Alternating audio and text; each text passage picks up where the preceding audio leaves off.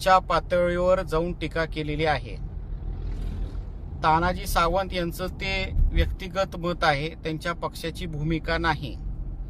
तानाजी सावंत हे वाचाळवीर आहेत हे सर्व महाराष्ट्राला माहीत आहे. अनेकदा त्यांच्याच पक्षाला नेत्याला अडचणीत आणण्याचे वक्तव्य याच्या अगोदर देखील त्यांनी केलेले आहेत. तानाजी सावंत यांच्याकडे मंत्रिपद नसल्यामुळं ते बेचैन आहेत आणि नैराश्यातून त्यांनी हे विधान केलेलं आहे. तानाजी सावंत यांनी राष्ट्रवादी काँग्रेस पक्षावर, अजितदादावर बोलण्याची त्यांची लायकी नाही.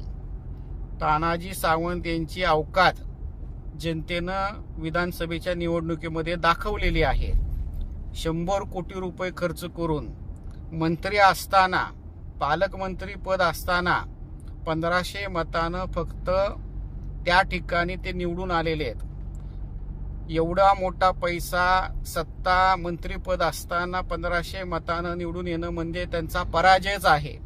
तानाजी सावंत यांनी परवा सरकारच्या विरोधात आव्हान उभा करण्याची भाषा केलेली आहे. 234 आमदार असले तरी 2022 सारखी परिस्थिती येऊ शकते असं विधान त्यांनी केलेलं आहे. स्वतःच्या पक्षाच्या नेत्याला, स्वतःच्या पक्षाला अडचणीत टाकणारं त्यांचं हे स्टेटमेंट आहे. महायुतीतले वरिष्ठ नेते त्यांच्या विधानाबद्दल या ठिकाणी योग्य ते निर्णय घेतील.